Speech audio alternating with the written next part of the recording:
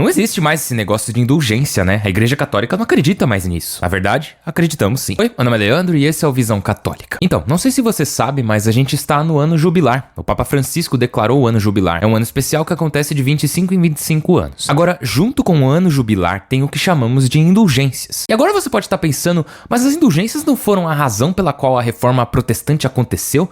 Que tinha esse negócio horrível onde a Igreja Católica estava vendendo indulgências para as pessoas comprarem? E foi por conta disso que Martinho Lutero se separou da Igreja Católica? Bom, primeiro, indulgências não são ruins. Na verdade, elas são boas. Segundo, a Igreja nunca ensinou que as indulgências deveriam ser compradas ou vendidas. Isso, inclusive, é chamado de pecado de simonia, que é a compra ou venda de coisas espirituais. E é um grande pecado. Simão, o mago, tentou fazer isso em Atos dos Apóstolos e a coisa não acabou muito bem pra ele. Ele morreu por causa disso. Então não é algo legal de se fazer. Indulgência se trata de outra coisa. Indulgências são simplesmente a graça de Deus sendo oferecida gratuitamente. Porque a graça de Deus é sempre gratuita. Literalmente, de graça, né? Aliás, outra coisa que é de graça é você se inscrever aqui no canal e acompanhar os nossos vídeos. Mas vamos lá. O que é uma indulgência? Uma indulgência é a remissão da pena temporal devida pelo pecado. Eu vou falar de novo. Indulgência é a remissão da pena temporal devida pelo pecado. Para facilitar, a gente pode substituir a palavra pena pela palavra consequência.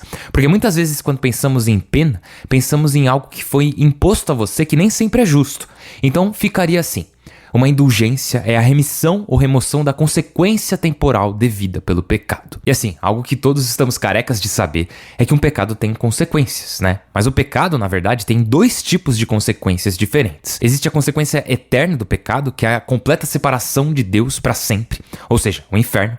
E também existe a consequência temporária ou temporal devida pelo pecado. Então, no caso da consequência eterna devida pelo pecado, Jesus Cristo pagou esse preço. Ele sofreu a consequência eterna dos nossos pecados. Ele tornou possível para nós termos acesso completo ao Pai, termos uma nova vida nele e irmos para o céu. Mas sabemos que há uma outra consequência, a consequência temporal ou temporária devida pelo pecado. E assim, isso não só é bíblico, como também é senso comum. Todo mundo sabe disso. Todos nós já passamos por isso que, por exemplo, você vai lá e comete um determinado pecado pela primeira vez. Provavelmente foi difícil cometer ele, foi difícil você ceder à tentação. Daí você se arrepende e é perdoado, mas a consequência ainda tá lá. A sua alma fica ferida. E a consequência é que fica mais fácil você dizer sim a esse pecado futuramente. Fica mais difícil você falar não para esse pecado. E esse efeito, essa ferida na sua alma vai se acumulando. Então, o que é uma indulgência?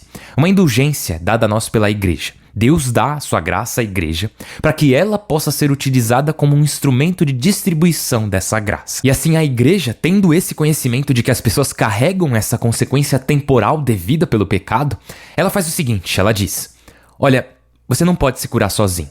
Por isso vamos tornar possível para você ter o máximo de acesso à graça de Deus. Então, se você fizer essas coisas que vamos te mostrar, essas práticas espirituais, você estará se abrindo para a cura da consequência temporal devida pelo pecado. Imagina o seguinte, imagina que você machucou seu joelho, tipo rompeu um tendão ou algo do tipo. Não importa o quanto você se esforce, não tem como você curar esse joelho sozinho. O que você precisa fazer? Você precisa de uma cirurgia, você precisa de um cirurgião, você precisa de alguém de fora que venha e te ajude a curar essa lesão. E nesse caso, o cirurgião é Deus, cuidando da consequência eterna do pecado. Mas se você já fez uma cirurgia, você sabe que quando você sai da cirurgia, você não tá tipo, tô zero bala, vou correr pra quadra pra jogar bola. Não, quando você sai, você precisa fazer fisioterapia. E assim, você já foi curado. A consequência eterna do seu joelho lesionado foi curada. Mas agora você tem uma consequência temporária dessa lesão. Porque você ainda sente fraqueza. Você ainda sente que aquele lugar tá machucado. Ele tá inteiro novamente, mas ele não tá forte ainda. Essa é a consequência temporária do seu joelho lesionado. Então o que você faz? Você vai ao fisioterapeuta e ele diz: olha, faz esses exercícios aqui que eles vão te ajudar. E esses exercícios, eles não são mágicos, mas eles vão fortalecer o seu joelho. Da mesma forma, as indulgências não são mágicas, mas quando você as faz, elas fortalecem a sua alma. Elas fortalecem o seu relacionamento com o Senhor. E normalmente, uma indulgência parcial ou plenária vem com 4 ou 5 exercícios de certa forma para você fazer. Então, assim como um fisioterapeuta vai te passar exercícios para o seu joelho, a Igreja te passa esses exercícios para sua alma. Número 1. Reze pelo Papa. Reze na intenção que o Papa pediu. Por quê? Porque isso representa a nossa unidade com a Igreja. Número 2, vá à confissão. Pra quê? Porque precisamos usar esse acesso que temos à graça de Deus. Precisamos permitir que Ele nos cure.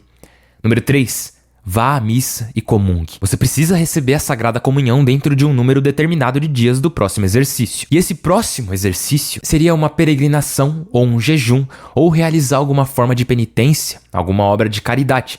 Basicamente, toda indulgência é acompanhada de uma ação, que pode ser ou jejum, oração ou caridade. Por exemplo, uma oração, vá até uma capela e reze a via sacra numa sexta-feira durante a quaresma. Uma de jejum, jejue dessa maneira em particular. Isso é uma indulgência.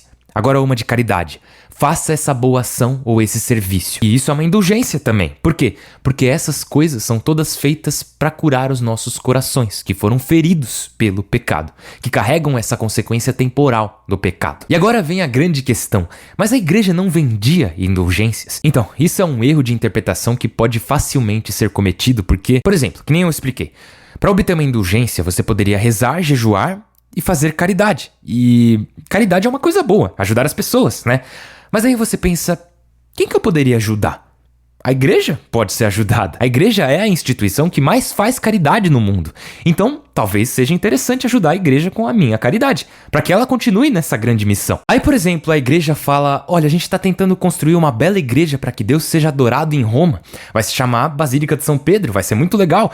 Então, que tal você ajudar com sua doação, você contribuir com essa caridade para a igreja, para a construção dessa basílica? Se você fizer isso, seria uma indulgência. Então, você vê como isso pode ser facilmente mal interpretado como a igreja dizendo, olha, nós vamos te vender a indulgência, nós vamos te vender a graça de Deus por tal preço. Não é difícil você acabar interpretando dessa forma. Aliás, alguns bispos ou padres da época poderiam até acabar falando de forma errada, dizendo, se você doar tanto, receberá tanto de graça, como um erro de comunicação mesmo. E é claro, podem até ter padres que cometeram esse pecado. A igreja é formada por homens pecadores, corruptos, mas a igreja como instituição nunca vendeu indulgências. Porque você poderia comprar, entre aspas, uma indulgência através de oração ou através de jejum, e sim, através de doações, mas a doação, a caridade em si, é apenas mais uma boa obra que Jesus nos recomenda fazer. Por quê? Não porque ele precise que você compre algo, mas sim porque é bom para as nossas almas. Agora, a quinta coisa a se fazer para obter uma indulgência é não ter nenhum apego com o pecado. E é aí que as pessoas dizem, vixe, como é que eu vou fazer isso? Como eu posso desapegar do meu pecado? Bom, quando você continua a crescer, a caminhar com o Senhor, Ele conforma a sua vontade a dele. Você vai ficando cada vez menos ligado ao pecado.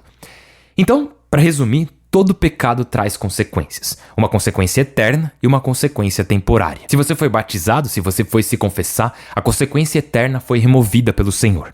Mas você provavelmente ainda se encontra fraco, sua alma está fraca. Você provavelmente ainda precisa de uns exercícios para crescer e se fortalecer. E é aí que as indulgências entram. Elas são exercícios espirituais pelos quais o Senhor, em sua graça, nos fortalece quando dizemos sim e cooperamos com Ele. De todos aqui do Visão Católica, meu nome é Leandro. Deus abençoe.